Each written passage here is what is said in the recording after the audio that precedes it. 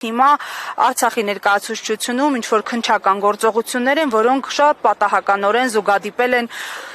նույն ներկայացուցչությունում լսումներին հաջորդող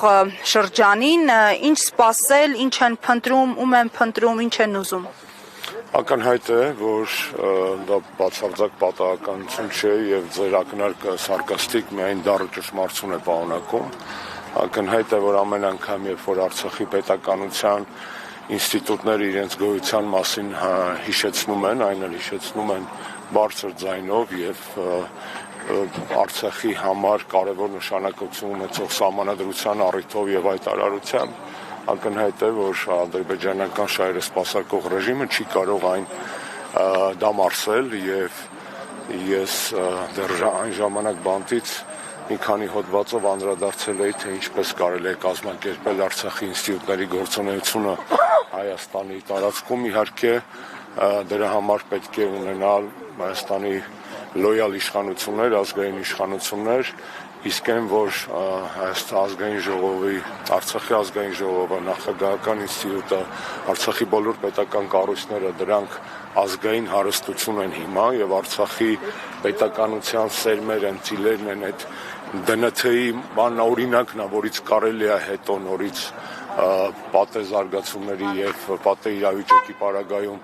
վերակառուցել եւ վերականգնել Արցախահայության ինքնուրույն ապրելու միտված ինստիտուտները, ակնհայտ է, որ Նիկոլ ամեն ինչ անել է, որպեսզի ոչնչացնի պետականության այդ վերջին ԴՆԹ-ները, որոնք պահվում են այդ շենքում, այսինքն սպասել այլ բան դրսի շահերը սպասարկող վարչակազմից կլիներ միամտություն, ամեն անգամ զարմանալ, որ նա դիմում է հերթական խայտառակ քայլի, նույնպես կարծում եմ դարձել է ազգային զբաղմունք բոլոր այն մարդկանց համար, ովքեր սրտացավ են եւ ամեն անգամ զարմանում են նոր ձերբակալությունների, նոր ոտնձգությունների, խոզարկումների, ամեն հայկական նոր դրսևորումների վրա։ Զարմանալ պետք չէ, պետք է պարզապես պայքարել, որպեսզի Արցախի անունը հնչի ոչ միայն մեր ներքին խոսույթում, հայկական լրահոսում, այլ նաև այդ մասին հիշեցվի արտասահմանում, դրսում։ Ես եղել եմ վերջերս այսօր եմ վերադարձել գործողումից, Եվրոպական խորհրդարանում տարբեր հանդիպումների եւ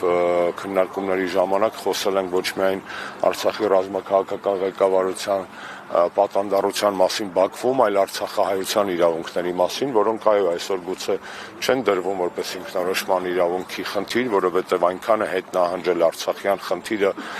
Նիկոլ Փաշինյանի ծանր եւ դավաճանական ձեռամբ, որ այսօր մենք խոսում ենք շատ ավելի պարզ բաների մասին, պրիմիտիվ իրավունքների մասին, վերադարձի իրավունք, նյութական իրավունքներ, հոգևոր մշակութային ժառանգության պահպանման իրավունք, մի խոսքով դատապարտելի է, խայտառակություն է պատկերացնել այսպիսի բան Հայաստանում որևէ պարագայում, դա իհարկանում խելագարության հասցնող իրականություն է, բայց խելագարվել չի կարելի, պետք է հավաք եւ զգոն մնալ ու հասկանալ, որ ամեն ինչ չէ, որ կորսված է եւ կան բաներ, որոնք կարելի է հետ բերել։ Պարոն Աշոտյան, այս ամեն ինչին զուգահեռ եւ զուգընթաց Նիկոլ Փաշինյանը այսօր մեկ այլ խնդրահարույց հայտարարությամբ է հանդես եկել հենց միջազգային հանրության, միջազգային մամուլի ներկայությամբ, նշելով, որ Բաքվին ուղիղ առաջարկ է անում զուգահեռաբար փակել եւ Արևմտյան Ադրբեջանի եւ Լեռնային Ղարաբաղի հայերի վերադարձի թեման, նշելով, որ ես մեր քաղաքացիների հետ զրուցել եմ, նա իրատեսական չի համարում։ Ես ներողություն եմ խնդրում ռուսերենից համար, բայց այս պարագայում ավելի դիպուկ, քան ռուսական ասացվածքն է, դժվար է ասել, հա, Նիկոլ Փաշինյանը խառնել է խրենց պալցը, բացարձակ իրար հետ կապ չունեցող հարցեր են, բոլորը դա լավ գիտեն, ժամանակին խորհրդային Հայաստանում ապրող ադրբեջանցիների հետ կապված զուգահեռ հարց է Ադրբեջանի ներկայիս տարածքում ապրող հայության հարցը, Լեռնային Ղարաբաղից անկախ, որովհետև 100,000-ավոր հայեր են ապրել Բաքվում, Գյանջայում, Սումգայիթում եւ զուգահեռներ անցկացնել Լեռնային Ղարաբաղի հայության եւ այստեղ երբեմնի ապրած ադրբեջանցիների միջև, նո պարզապես խայտառակություն է։ Պարզ է, չէ, որ ինքը դա հասկանում է։ Ինքը դա հասկանում է, դա հասկանալով ասում, այսինքն նա խուրդում է կներեք բարիս համար մեր վերջին կռվանները դիվանագիտական ճակատում ամեն անգամ ոնց որ ոնց որ ընտանիքը կարիք ունենա ինչ-որ բանի, մերը գնա խոսքի տատու բրիլյանտի մատանին ծախի, ինչա մի կտոր հաց պետք է առնի, հիմա Նիկոլը մերը չի, ոչ էլ մեր հերն է, այս պետության կազմաքանդողն է, հասել է այդ գանձարանին ընտանեկան եւ ամեն անգամ ինչ-որ մի թանկ բան, մեզ համար շատ կարեւոր բան, ռելիկվիա, այսպես ասած, նա վաճառում է այս դեպքում նաեւ դիվանագիտական առումով, սա առաջի դեպքը չի, չէ, այդպեսի ճակատագրի արժանանում հայոց ցեղասպանության միջազգային ճանաչման հարցը,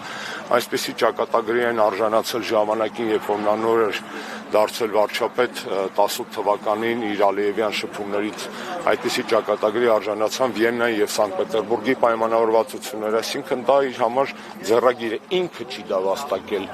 եւ շատ հեշտությամբ վաճառում է այս դեպքում մեր դիվանագիտական գանձարանից հերթական անգամ մի հարց, որ իրենը չէ, իրեն չի վերաբերում, իսկ ում որ վերաբերում է, այդ մարդիկ ունեն իրենց իրավունքները եւ ոչ մի Նիկոլ Փաշինյան, ոչ մի Հայաստանի վարչապետ կապ չունի, անգամ անազգանուն այստեղ չի կարող խոսել արցախահայության իրավունքների աճուրդի մասին։ Տիմնե յացիբե, այսինքն էնել տիմնեն լրիվ ուրիշ է, յացիբեն լրիվ ուրիշ է։ Բացարձակ իրար հետ կապ չունեցող թեմաներ են։ Նա գիտի ինչ է անում, հա, նա փորձում է պարզապես Ալիևին խախանդացնելու համար վաճառել այդ վերջի մի քանի կռվանը, որ գոյություն ունի հայկական դիվանագիտական գանձարանում։ Պարոն Աշոտյան, ամեն դեպքում պնդումներ են հնչում, որ այս ամենը արվում է խաղաղության համար եւ որ այս ընթացքում, երբ մեկնարկել է խաղաղության process-ը, այսպես կոչված սահմանին կրակոց չի հնչել, թշնամու գնդակից զոհ չենք ունեցել եւ հետեւաբար պետք է ամեն գնով հասնել այսպես խաղաղության գործընթացի եւ օբյեկտիվորեն խաղաղության գործընթացին փաստացի խոչընդոտում է արցախցիների հայտարարությունները, արցախցիների ակտիվությունը։ Հիմա մենք ունենք իսկապես իրավիճակ, որ հնարավորություն կտա ապագայում այսպես թեկուզ երազել Արցախի հավաքական վերադարձի մասին։ Նախ առաջինը քաղաքական դիվանագիտական զինանոցից այդ հարցը չի կարելի հանել, Արցախի հարցը լուծված չէ, դա ոչ միայն տենց պնդումա, կենացա, հայրենասիրությունա, պաթոսա, դա եվրոպացի, ամերիկացի, ռուսաստանցի դիվանագիտների հայտարարություններն են, անգամ 44 օրյա պատերազմից հետո։ Միջազգային իրավունք, հասկանալի է, միջազգային իրավունքի տեսակետից իրանք այդպիսի լուծումներ տալ չեն կարող, որովհետև այդ իրավունքները անկախտելի են, այդ իրավունքները ֆունդամենտալ են, ունիվերսալ են, հա, եւ ինչ որ մեկի կամաճուկից կախված չեն կամ քաղաքական որոշումից։ Վատա որ Մինսկի խումբը լուծարվեց, վատա որ Նիկոլ Փաշինյանին չկարողացանք հեռացնել այն ժամկետում, որը թույլ կտար պահպանել եւ չգալ Ադրբեջանի հետ այդ խայտառակ կոնսենսուսի, հա։ Բայց մյուս կողմից Մինսկի խմբի չգոյությունը չի նշանակում Արցախի հարցի փակում։ Արցախի հարցը կար, Մինսկի խումբը չկար։ Չէ՞ որ Մինսկի խումբը ստեղծվել է ի արձագանք հարցի, ի արձագանք կոնֆլիկտի։ Հիմա որ Մինսկի խումբը չկա, չի նշանակում Արցախի հարցը փակվել է։ Կամ կարող է փակված համարել ոչ միջազգային իրավունքի տեսակետից, ոչ ռեալ պոլիտիկի տեսակետից այդ հարցը փակված համարվել չի կարող։ Դուք սկսեցիք ձեր հարցադրումը կներեք հիշեցնեք, որ այն առաջին նախադասում սահմանին կրակոց չկա։ Սահմանին կրակոց չկա միֆը կամ հեքիաթը կներես մենք 18-ին էլ ենք լսել, հիշում եք, գնաց եկավ Ալիևի Դուշանբեում Սիլիբիլիարին, եկան ասին չի կրակում ուղիղ, գիծ ենք հաստատել, նա կառուցողական է, մենք չպետք է իրար համար դիվանագիտական թակարդներ ստեղծենք, դա իր սա հայտարարություններն է 18-19 թվականին, ինչով դա ավարտվեց։ Վիճղարի հրեշավոր պատերազմով զոհերով, որոնց սպիները առ այսօր ոչ միայն իրենց ծանողների ընտանիքների, այլ նաև նորմալ հայի մոտ այդ սպիները չի կարող, այդ վերքերը սպիացած չեն։ Խաղաղություն կայլակոչել են ինչ-որ կատարվում է ծայրահեղ հիվանդագին երևակայության կամ ծայրաստիճան անբարոյականության պարագայում, կամ հիվանդ պետք է լինես, որ ես ամիջ խաղաղություն համարես, կամ կատարյալ անբարոյական, որովհետև այն սիրավեպը, որ իրանք փորձում են հիմա դրսում բեմադրել, չէ, Արմենն ու բանը, Հիկմետը, Ռոմեո եւ Ջուլիետա, դա իրականում սիրավեպ չի, դա Շեքսպիր չի, դա Մարկիզ դե Սադա, դա սադոմազոխիզմ է, որովհետև խաղաղության կարելի է հասնել մի պարագայում, երբ որ խաղաղության հասնող կողմերի բացի նրանից, որ պետք է լինեն երաշխավորներ եւ այլն, խաղաղության ձգտող կողմերի միջև պետք է լինի կատարյալ կամ կատարյալին մոտ վստահություն։ Որտեղ է վստահությունը։ Միջնորդ Ամերիկայի Միացյալ Նահանգներին կարող ենք համարել կամ երաշխավոր, թե ուղղակի Ամերիկայի Միացյալ Նահանգները, ինչպես նաև Ռուսաստանը, Եվրոպական միությունը կարող են եւ Իրանը կարող են լինել մեր տարածաշրջանում հայ-ադրբեջանական կարգավորման, այսպես ասած, երաշխավորներ, եթե այդ հարցը ինստիտուցիոնալ ձևով դրվի։ Այս պայդրությամբ Ամերիկայի Միացյալ Նահանգների առջև դրվել է մեկ հարց՝ տնտեսական պրոյեկտ։ Եթե դնեին ռազմագերիների վերադարձի հետ, ես կասկած չունեմ, որ Տրամպը կհասներ նրան, որ գոնե մի մասը ռազմագերիների հետ կգան։ Ինչու կասկած չունեմ։ Օդի մեջ չեմ խոսում։ Պարզ օրինակ եմ ձեզ ասում, Տրամպի բանագնացը գնաց Լուկաշենկոյի մոտ, ասեց մի 20-25 հոգի մարդ բաց թող, եւ Լուկաշենկոն բաց թողեց քաղբանտարկյալներին։ Բելարուսականա 25 թե 50 հոգի ա ոնց է։ Հիմա բաց է թողել։ Այսինքն այդ հարցը եթե դրվել Տրամպի առջև, հայկական դիվանագիտության կողմից, ես վստահ եմ, որ այդ մարդը կլուծել այդ հարցը, լինելով այս պայդրությամբ քրիստոնեության թիվ 1 համաշխարհային պաշտպանը կամ համենայն դեպս այդպիսի իմիջ կամ դիրքավորում որդեգրելով։